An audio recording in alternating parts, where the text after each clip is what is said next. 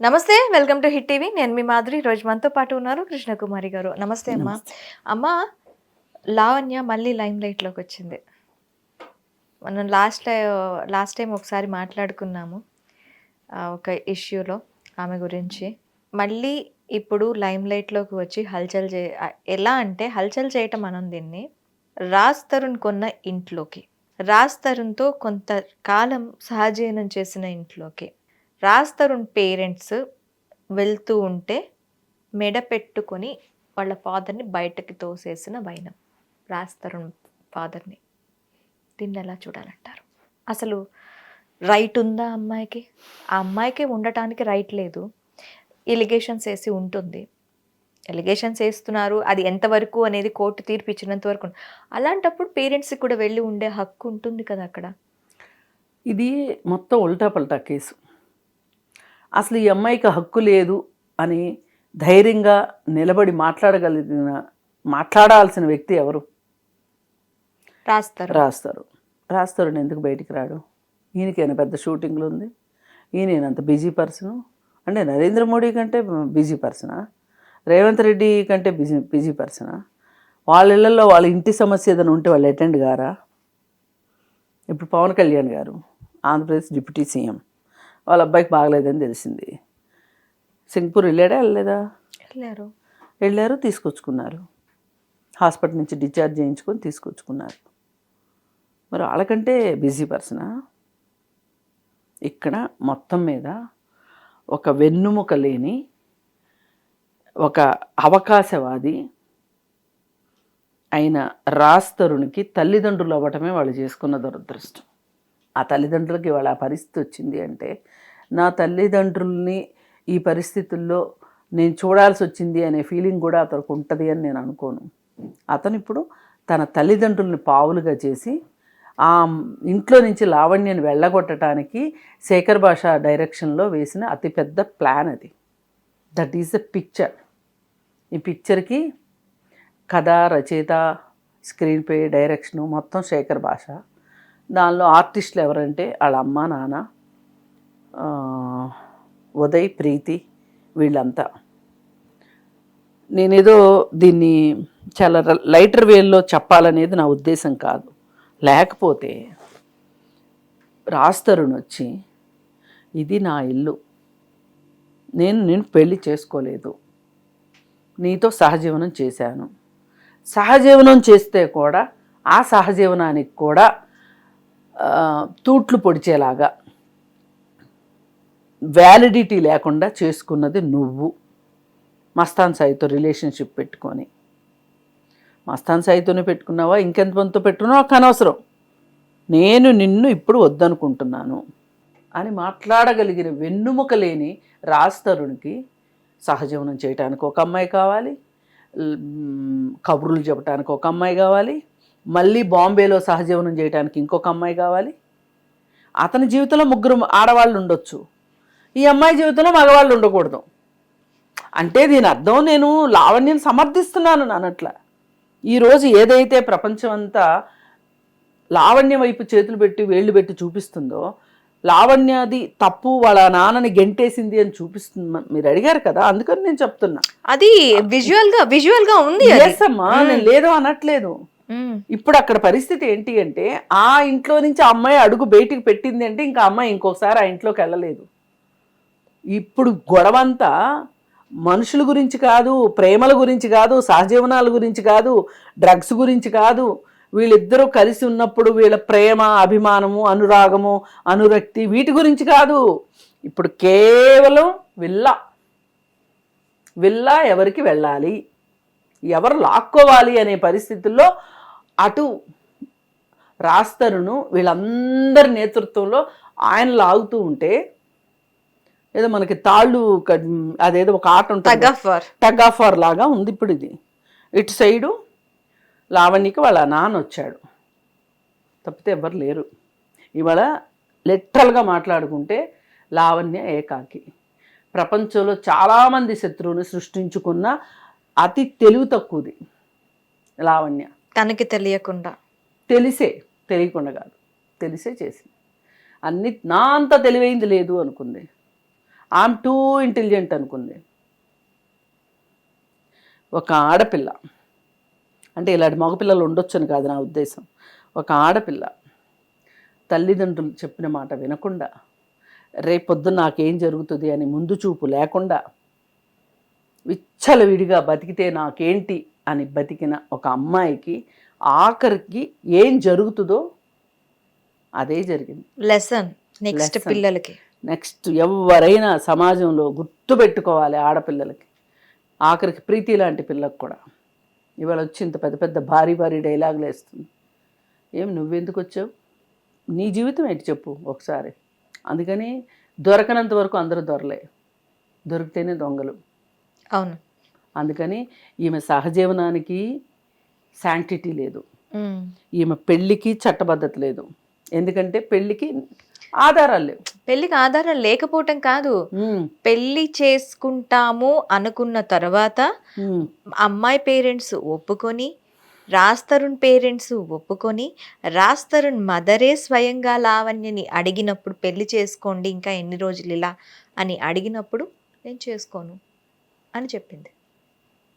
ఇప్పుడు ఇవన్నీ నేనేమంటానంటే వాళ్ళతో అన్నారు, వీళ్ళు వాళ్ళతో అన్నారు అనేది మనం తీసుకోవటానికి లేదు. ఎక్కడ అది పేపర్ మీద రాసలేదు, ఎక్కడ రికార్డెడ్గా లేదు. రికార్డెడ్గా లేనిది ఏది కోర్టు నమ్మదు, నేను అంతకంటే నమ్మను. రాస్తారని వాళ్ళ అమ్మ ఇప్పుడు 100 చెప్పొచ్చు, నేను అడిగాను ఆ పిల్లే పెళ్లి చేసుకోలేదు అని. ఎందుకంటే వాళ్ళకి పెళ్లి అవ్వలేదు అని చెప్పడం కోసం ఈ స్క్రిప్ట్ ఇది. ఓకే, అంతకంటే వేరే ఏం కాదు. పెళ్ళి అయ్యింది అనుకోండి, పెళ్ళి అయినంత మాత్రాన్ని నిరూపించుకోలేకపోతే అది చట్టం ముందు నిలబడదు. పోని సహజీవనం చేశారు, సహజీవనం చేసినట్టు అందరికీ తెలుసు, అది తెలుసు అందరికీ తెలుసు. ఇద్దరు ఆన్ రికార్డ్ ఇద్దరు ఒప్పుకున్నారు, ఇద్దరు ఒప్పుకున్నారు, ఒకే ఇంట్లో ఉన్నారు. వాళ్ళిద్దరు ఒప్పుకోపోయినా ప్రపంచం చూసింది. మరి ఈ సహజీవనంలో నువ్వు చేసింది ఏంటి? ఎక్స్ట్రా ఇంకా ఎఫ్ఐఆర్స్. మరి అవి పెట్టుకున్న తర్వాత పెళ్ళైతేనే కూడా ఎక్స్ట్రా మ్యారిటల్ అఫైర్స్ పెట్టుకోవచ్చు అని చెప్పి సుప్రీంకోర్టు చెప్పినప్పటికీ భర్తకి ఇష్టం లేకపోతే ఆ గ్రౌండ్స్ తోటి విడాకులకి అప్లై చేసుకునే హక్కు ఉంది. ఇక్కడ అసలు పెళ్ళే కాలేదు, ఇంకా విడాకులేంటి? కాబట్టి ఇవాళ లావణ్యకి ఏ హక్కులు లేవు. ఇవాళ ఉన్న హక్కులన్నీ కూడా రాజ్ తరుణ్కే ఉన్నాయి. ఆ ఇల్లు రాజ్ తరుణ్ పేరు మీద ఉంది. అమ్మాయి చెప్తుంది ఏంటంటే, నేను ఆ ఇల్లు కొనేటప్పుడు 50-60 లక్షల వరకు నేనే ఎక్కువ అమౌంట్ పెట్టాను. అప్పట్లో అది ₹1,00,00,000. ఎస్ అమ్మా, ఇప్పుడు అది 12 కోట్లు, 16 కోట్లు అవ్వనివ్వు. నువ్వు అన్ని డబ్బులు పెడితే జాయింట్ రిజిస్ట్రేషన్ ఎందుకు చేసుకోలేదు? నేను లీగల్గానే మాట్లాడతాను. జాయింట్ రిజిస్ట్రేషన్ ఎందుకు చేసుకోలేదు? ఒక్కవేళ నువ్వు డబ్బులు ఇచ్చినట్లుగా ప్రూవ్ అయితే గనక, అయితే కూడా నీకు ఆ ఇల్లు రాదు. ఎందుకు? డబ్బు రూపానే వస్తుంది. డబ్బు రూపానే వెనక్కి వస్తుంది. ఎలా వస్తుంది? ఇన్ని సంవత్సరాలకి వడ్డీ వేసి ఇమ్మంటారు. ఇప్పుడు నువ్వు వెళ్ళి నేను 70 లక్షలు ఇచ్చాను అని కోర్టులో చెప్తే ఈ 70 లక్షలు నీకు ఎక్కడి నుంచి వచ్చినాయి అని అడుగుతుంది కోర్టు. దానికి లెక్కలు చూపించాలి. ఎక్కడి నుంచి చూపిస్తారు? సోర్స్ ఉంటే చూపిస్తారు, చూపిస్తే డబ్బులు కట్టాల్సిందే రాస్తారు. అందుకని ఈ వృధా ప్రయాసాలన్నీ మానేసి ఒకానొక సందర్భంలో ఆంధ్రప్రభ లైవ్ ప్రోగ్రాంలో కూర్చుంటే ఫోన్ కాల్స్ తీసుకునే సందర్భంలో లావణ్య కూడా వచ్చింది ఫోన్ కాల్లోకి. లావణ్యని ఆ ఫోన్ కాల్ మొత్తం మీద దాదాపు ఒక 80 నుంచి 100 కాల్స్ వచ్చినాయి. ఈ 100 కాల్స్లో మేము ఒక 30 కాల్సే మాట్లాడగలిగాం, అంతకంటే ఎక్కువ కాల్స్ మాట్లాడలేకపోయాం. ఈ 30 కాల్స్లో ఒక్కళ్ళంటే ఒక్కళ్ళు కూడా రాజ్ తరుణ్ తప్పు అని ఒక్కళ్ళు మాట్లాడలా. ఎందుకంటే ఆల్రెడీ ఈ మన సమాజం మగ ఆధిక్యత అంటారు కదా, పురుషాధిక్యం. వాడు ఏం చేసినా తప్పు కాదు, మగాడు ఏం చేసినా తప్పు కాదు. అది ఈ కండిషన్లో ఆ రోజు నాకు కాల్ చేస్తే నేను ఒకటే చెప్పా, ఉన్నది ఒకటే జీవితం, ఇప్పటికైనా మించిపోయింది లేదు. నీకేం కావాలో ఆలోచించుకో, జీవితంలో నువ్వేం చేయాలనుకుంటున్నావో ఆలోచించుకో. నువ్వు సరిగా ఆలోచిస్తాను అంటే నేను మాట్లాడతాను అని చెప్పి అంటే ష్యూర్ మేడం, మీ మాట వింటాను మేడం, మీ మాట వింటాను మేడం అని చెప్పి నాకు కాల్స్ చేసి ఆమె చెప్పే విధానం ఏంటంటే, నాకు ఎవరో విల్లా ఇప్పించి 5 కోట్లు ఇప్పిస్తానంటున్నారు రాజ్ తరుణ్ దగ్గర నుంచి అంది. అంటే నేను చెప్పాను, ఇంత పెద్ద పెద్ద పనులు అయితే నేను చేయించలేనమ్మా. ఆ చేయిస్తానన్న వాళ్ళ దగ్గర ఎవరన్నా రౌడీలు ఉన్నారో లేకపోతే రాజకీయ నాయకులు ఉన్నారో ఎవరున్నారో నాకు తెలీదు, పోలీసులు ఉన్నారో. నా వెనకైతే అలాంటి వాళ్ళు ఎవరూ లేరు, నేను ఒక్కదాన్నే ఉన్నాను. నేను అంత పెద్ద పెద్ద పనులు అయితే నేను చేయించలేను అని చెప్పాను. రాజ్ తరుణ్కి ఏంటి సంబంధం అండి? అంటే ఏమంత అవసరం రాజ్ తరుణ్కి? వీళ్ళ ఇచ్చే ఇంకో 5 కోట్లు ఇచ్చేంత? మనం ప్రాక్టికల్ గా మాట్లాడుకుందాం. రెప్యుటేషన్ ఆల్రెడీ పోయింది, ఇంకేం కాపాడుకుంటాడు? నువ్వు బెదిరించు చేసో, నేను అది చేస్తా ఇది చేస్తా అంటే ఏమో కరిగేవాడు లొంగేవాడేమో.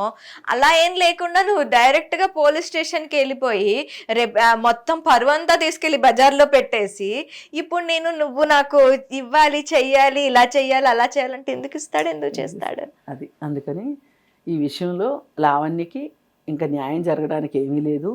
ఏదో ఒక శుభముహూర్తంలో ఆమె ఆ ఇంట్లోంచి బయటికి రావటం తప్పితే ఆమెకు ఆప్షన్ లేదు. మొత్తానికి ఏది ఏమైనా కథ, స్క్రీన్ ప్లే, డైరెక్షను అంతా శేఖర్ భాష చాలా బ్రహ్మాండంగా చేశాడు. ఈ కేసులో మటుకు శేఖర్ భాష గెలిచాడు. కానీ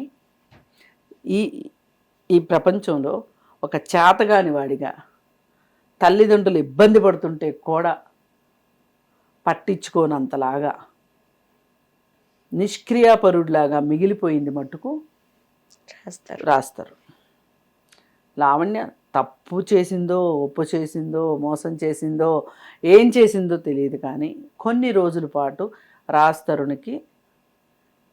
తరుణ్ని పోషించింది. ఇది వాస్తవం. ఏం చేసి పోషించిందని నన్ను అడక్కండి.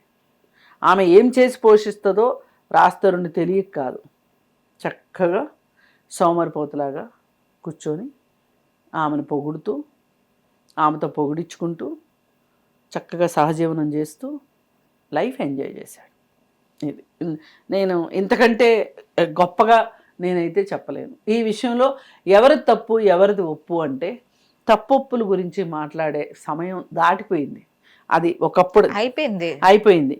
ఇప్పుడు ఏంటి అంటే ఈ రోజున్న కండిషన్లో వీళ్ళ పరిస్థితి ఏంటి, ఇప్పుడు వీళ్ళ పరిస్థితిలో, ఈ స్థితిలో వీళ్ళ పరిస్థితి ఏంటి, ఈ పరిస్థితిలో వీళ్ళ స్థితి ఏంటి అనేది ఆలోచించుకుంటే మిగిలింది ఏంటి అంటే, ఏది ఏమైనప్పటికీ కూడా ఆమె తను చూసుకోవాల్సిన అవసరంలో ఉంది. 70 లక్షలు 60 లక్షలు ప్రూఫ్స్ ఉంటే, బ్యాంక్ ట్రాన్స్ఫర్ చేసి ఉంటే మట్టుకే అవి ఆమెకి దక్కుతాయి. అంతకుమించి పరిస్థితి లేదు. ఇప్పుడు పెళ్ళిళ్ళు చేసుకుని చట్టబద్ధంగా పెళ్లి చేసుకున్న వాళ్ళకే గొడవలు వస్తే, భర్త ఇంట్లోంచి గెంటేస్తే, నా స్థానం నాకు ఇప్పించండి మొర్రు అని కోర్టుల చుట్టూ తిరుగుతున్నారు బోల్డ్ మంది ఆడవాళ్ళు. అవును, దిక్కు మొక్కు లేదు. ఫ్యామిలీ కోర్టులకు వెళ్ళండి, తెలుస్తుంది. మొగుడికి 4-5 ఇళ్ళు ఉండొచ్చు, కానీ పెళ్ళానికి ఇల్లు ఇవ్వడానికి వాడికి మనస్కరించదు. వాడికి కావాల్సింది ఏంటి? విడాకులు. ఈ అమ్మాయి విడాకులు ఇవ్వనంతసేపు అమ్మాయిని వేధిస్తూనే ఉంటాడు. ఇట్లాంటి కేసులు నేను చాలా చూసా. వాళ్ళతో పోలిస్తే లావణ్య మంచి పరిస్థితిలోనే ఉన్నట్టు లెక్క. హ్యాపీగా ఇంట్లో ఉండి చక్కగా రాజ్యం వెళ్తుంది, అది సంగతి. అందుకని ఇప్పుడు వాళ్ళ అమ్మా నాన్న వచ్చింది కూడా, రాజ్ తరుణ్ వాళ్ళ అమ్మా నాన్న గతి లేక కాదు, ఆ ఇల్లు దక్కించుకోవడం కోసమే వచ్చారు. వాళ్ళకి అనారోగ్యం లేదని నేను అనను. అనారోగ్యం ఉండొచ్చు, ఉండకపోవచ్చు. It is the sympathy part. అనారోగ్యం అనేది సింపతికి వదిలేయాలి. అది అసలు నేను మాట్లాడను. ఆరోగ్యంగా ఉన్నారని అన్నాను, అనారోగ్యంగా ఉన్నారని